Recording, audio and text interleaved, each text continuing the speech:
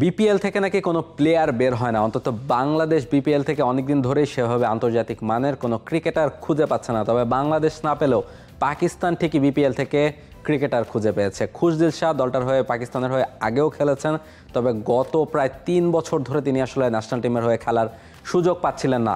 এবারের বিপিএলে তিনি রংপুর রাইডার্সের হয়ে খেলতে এসেছিলেন এবং পুরো টুর্নামেন্ট জুড়েই রংপুরের হয়ে ব্যাট হাতে বল হাতে দারুণ পারফর্ম করেছেন এই ব্যাটিং অলরাউন্ডার। এবং সেই জায়গাটা থেকে তারপরে টুর্নামেন্টের মাঝপথে আসলে তাকে পাকিস্তান দল থেকে ডাকা হয় তার পারফরমেন্সের ভিত্তিতে, কারণ রংপুরের হয়ে 5-6 নেমে প্রায় প্রতিটা ম্যাচে দারুণ ব্যাটিং করছিলেন, আবার বল হাতে 2-3টা ওভার করে দিচ্ছিলেন মিডল ওভারে।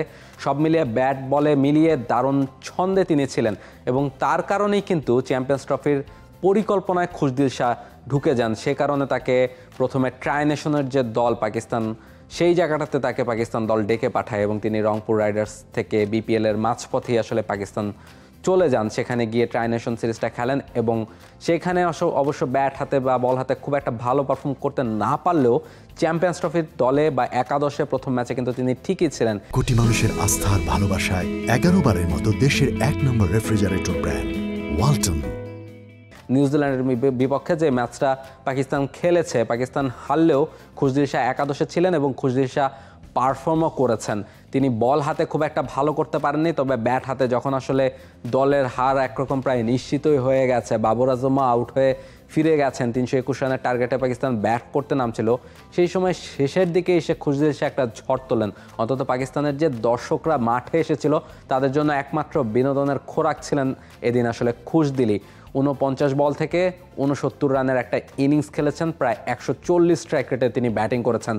তিনি হয়তোবা আফসোস করতে পারেন দিন শেষে যে তাকে আসলে সঙ্গ দেওয়ার মতো উপরের থেকে কেউ ছিলেন না, বা পাকিস্তান দলও সেই আফসোসটা করতে পারে যে টপ অর্ডার থেকে বা মিডল অর্ডার থেকে যদি রান আসতো সেক্ষেত্রে হয়তোবা খুশদিল শেষ দিকে যেভাবে ব্যাটিং করেছেন তাতে প্রমাণই হয়ে যায় যে আসলে উইকেটটা ব্যাটিংয়ের জন্য কতখানি সহায়ক ছিল এবং উইকেটে আর 2-1 ব্যাটার থাকলে বা সেট হতে পারলে হয়তো বা পাকিস্তান নিজেদের প্রথম ম্যাচটা জিততেও পারতো। তবে সেটা জিততে পারেনি। খুশদিল শাহ নিজেকে প্রমাণ করেছেন, বিপিএল থেকে চ্যাম্পিয়ন্স ট্রফির মঞ্চে তিনি নিজেকে নিয়ে গেছেন এবং সেই জায়গাটাতেও নিজের যে ফর্ম সেটাকে তিনি ধরে রেখেছেন। বিপিএলও ব্যাট হাতে দারুণ করছিলেন, চ্যাম্পিয়ন্স ট্রফিতে গিয়েও বড় মঞ্চে অনেক চাপ, তিনি অনেক দিন পরে ফিরেছেন।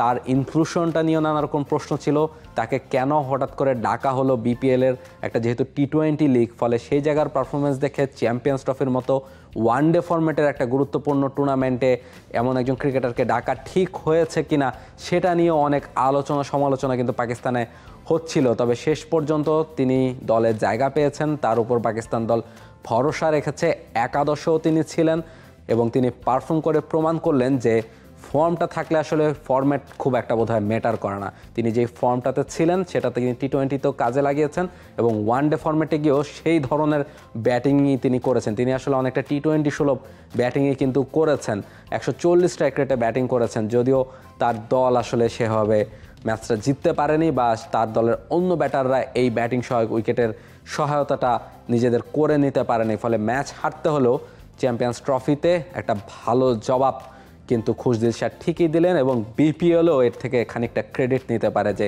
তাদের এখানে পারফর্ম করে বা বিপিএলে পারফর্ম করেও ইন্টারন্যাশনাল ক্রিকেটে পারফর্ম করা যায়, ইন্টারন্যাশনাল ক্রিকেটের জন্য প্রস্তুত হওয়া যায়। ফলে সব মিলিয়ে বিপিএলের জন্য দারুণ সংবাদ এবং চ্যাম্পিয়ন্স ট্রফির শুরুটাও হয়েছে বেশ দুর্দান্ত। পাকিস্তান স্বাগতিক দল, তারা নিউজিল্যান্ডের কাছে হেরেছে, তবে খুশদিল শাহ সবার মন জিতে নিয়েছেন। For more updates, subscribe to our YouTube channel and click on the bell icon. Follow us on Facebook and Instagram. Download T-Sports app to enjoy exciting games and highlights. Visit tsports.com.